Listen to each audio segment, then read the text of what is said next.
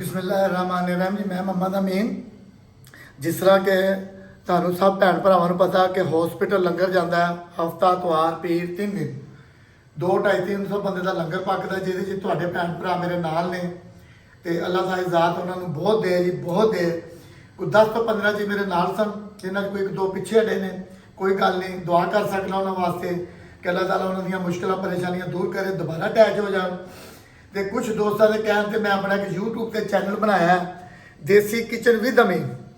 अगर मेरा भैन भरा माली इमदाद नहीं कर सकता, कोई गल नहीं, अल्लाह ताला उन्होंने मौका देवे तो लिहाजा उस चैनल से शामिल होने का तरीका अल्लाह के राह का काम है। मेरे चैनल में लाइक सबसक्राइब शेयर करो तो तुम उस लंगर से शामिल हो जाओ जोड़ा हफ्ते 3 दिन जाता है। वो लोगों की फरमाइश से नवी नवी रेसिपियाँ अजकल मैं सुट रहा। अज की बना लग्या जी, अज बना लगे मटन पुलाव। मेरे को जी 3 पा के करीब गोश्त है। ये गोश्त है जी सीने का। पुलाव ज़्यादातर सीने का बनता है। 1 किलो मेरे को चावल ने, 2 तुरियां लसन दियाँ ने, 2 पत्ते कड़ी पत्ता है, 1 प्याज है, 1 तुरी अदरक दी है, हाफ टी स्पून आधा चम्मच काली मिर्च है, 1 चम्मच गर्म मसाले का, 2 विचों इलायचियाँ ने, नमक हसबे जायका। सब तो पहले असीं की करना है कि मुकम्मल समान जिहड़ा ना असीं ये सारा विच पा देना। लिहाजा काली मिर्च तुसीं बाद च भी पा सकते हो। इहदे नाल ही असीं 2 किलो पानी पाया जी असी जखनी बनानी है। बिस्मिल्लाह। ते 15 तो 20 मिनट असी जी पकाना है। सीटी बोलने तो बाद 15 तो 20 मिनट असी हम सीटी लाने जी। 15 तो 20 मिनट पकाने तो बाद फिर असी टाइम नोट करना है। मैसेज दे रहा जी, लंगर का काम है, दुआ देना जी। कुछ लोग कहते जी तुम वेखण वाले दुआ नहीं देते। मैं सब तो पहले कहना जी, चैनल वेखण वाले की खैर, चैनल लाइक सबसक्राइब करने वाले की खैर, लंगर पकाने वाले की खैर, लंगर खाने वाले की खैर, लंगर की हिस्सा पाने वाले की खैर। अल्लाह की जात सब की खैर करे। अल्लाह के राह का काम है। ये शामिल होवो तो इस चैनल को मशहूर करो कि मैनू अगर 4 पैसे आते हैं तो मैं इस लंगर को मजीद अपने को बतावा। अल्लाह की जात तुहाडी खैर करे, आमीन। अच्छा जी, 3 तो 4 पानी असी चावल अच्छे तरीके से धोते हैं। जिन्नी देर साड़ी सीटी नहीं बोलती, कुकर के गोश्त नहीं गलता, चावल भिजे रहते हैं। चावल घट तो घट पुराने चावल ने, इन्होंने आधा घंटा पियाना है। 10 तो 15 मिनट असी सीटी लानी है, गोश्त पकेगा। उस तो बाद तुहानू सारा प्रोसीजर दस रहे हैं। ये तुहाडी जखनी भी इस्तेमाल कर सकते हो तो पुलाव में भी इस्तेमाल कर सकते हो। अल्लाह ताला तुहानू बहुत दे जी, आमीन। अच्छा जी, माशाल्लाह सीटी चल पई है। असी 15 मिनट इसकी सीटी लानी है। 15 तो 20 मिनट बकरे का गोश्त है तो सीने का गोश्त है।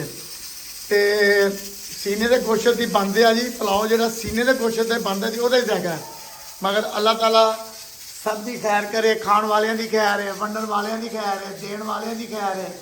अल्लाह की ज़ात सब की खैर जी, आमीन। मैं अपनी ड्यूटी दे रहा। जिन्नी देर मेरी जिंदगी है लंगर पकता रहेगा, रेसिपियाँ बनाता रहागा। अल्लाह ताला तुहानू मेरे मरण तो बाद भी तौफीक देवे लंगर पकाने की, आमीन। माशाल्लाह जी 20 मिनट हो गए ने। सीने का गोश्त है बकरे का, तो असी ला लें। इस टाइम से असी अद्ध पा घ्यो पाना है, 1 अदद प्याज पाना है, सिर्फ अद्ध पा घ्यो पाना। घ्यो तुम जो मर्जी पा सकते हो, ऑयल पा लो, घ्यो पा लो, अद्ध पा घ्यो ज़्यादा तो ज़्यादा।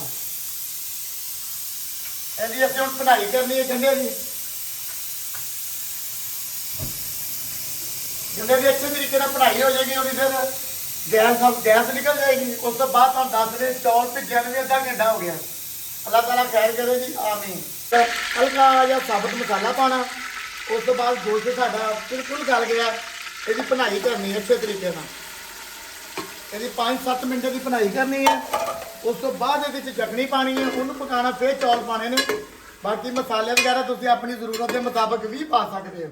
असी यदि अच्छे तरीके से बनाई करांगे तो यदि जी हल्की फुल्की स्मैल होएगी ना, वो खत्म हो जाएगी।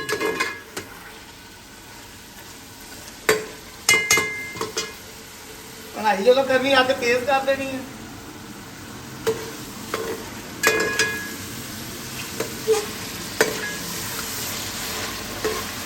ये जी पुलाव बन रहा है सीने का, बकरे के गोश्त का पुलाव है।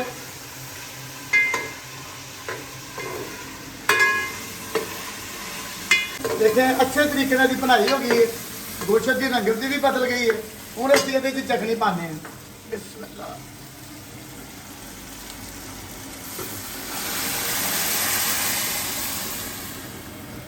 ਬਾਕੀ ਨਮਕ ਵਗੈਰਾ ਤੁਸੀਂ ਚੈੱਕ ਕਰ ਸਕਦੇ ਹੋ ਕਾਲੀ ਮਿਰਚ ਚੈੱਕ ਕਰ ਸਕਦੇ ਹੋ ਹੁਣ ਇਹ ਅੱਛੇ ਤਰੀਕੇ ਨਾਲ ਜਰਾ ਬਾਣਾ ਆ ਜੇ ਫਿਰ ਅਸੀਂ ਉਹਨੀ ਦੇਰ ਚਾਵਲ ਜਿਹੜੇ ਨੇ ਉਹ ਸਾਫ਼ ਕਰ ਲਈਏ ਨਿਕਾਲ ਲਈਏ ਤੇ ਅਸੀਂ ਇਹ 4 ਪਾਣੀ ਚਾਵਲਾਂ ਨੂੰ ਧੋਤਾ ਹੈ 35 ਤੋਂ 40 ਮਿੰਟ ਅਸੀਂ ਚਾਵਲ ਭਿਓਏ ਨੇ ਤੇ ਉਹਨੀ ਦੇਰ ਸਾਡੀ ਚਟਨੀ ਤਿਆਰ ਹੋ ਗਈ ਸੀ ਹੁਣ ਅਸੀਂ ਚਾਵਲ ਪਾਣੇ ਆ ਇਹਨੂੰ ਹਲਕਾ ਜਿਹਾ ਇੱਕ ਉਬਾਲਾ ਦਵਾਉਣੇ ਜਦੋਂ ਇੱਕ ਕਣੀ ਰਹਿ ਜਾਏਗੀ ਫਿਰ ਅਸੀਂ ਇਹਨੂੰ ਦਮ ਲਾ ਦੇਵਾਂਗੇ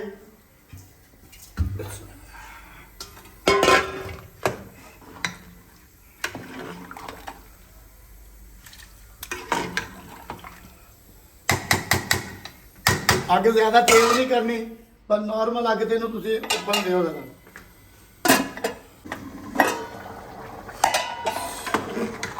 ਮਾਸ਼ਾਅੱਲਾ ਜੀ ਦੇਖੇ ਆਪਣੇ ਹਿਸਾਬ ਨਾਲ ਹਲਕਾ ਜਿਹਾ ਪਹਿਲੇ ਦੀ ਕਣੀ ਚੈੱਕ ਕਰ ਲੈਣੀ ਹੈ ਅਜੇ 1.5 ਕਣੀ ਹੈ ਅਸੀਂ ਪਾਣੀ ਵੀ ਥੋੜਾ ਜਿਹਾ ਜ਼ਿਆਦਾ ਅਸੀਂ ਇਹਨੂੰ ਹੁਣ ਦਮ ਲਾ ਦਿੰਦੇ ਹਾਂ ਕੋਈ ਸਾਫ਼ ਕੱਪੜਾ ਲੈ ਕੇ ਤੇ ਉਹ ਅਜ਼ਾਜ਼ਰ ਰੱਖ ਲੈਣਾ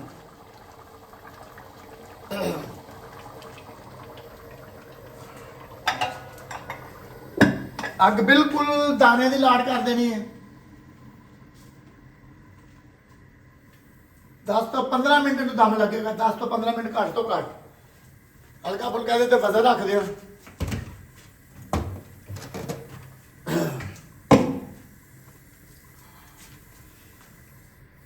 ਚਲੋ 15-20 ਮਿੰਟ ਹੋ ਗਏ ਨੇ ਜੀ ਹੁਣ ਅਸੀਂ ਤਾਂ ਦਮ ਲਾਉਂਦੇ ਹਾਂ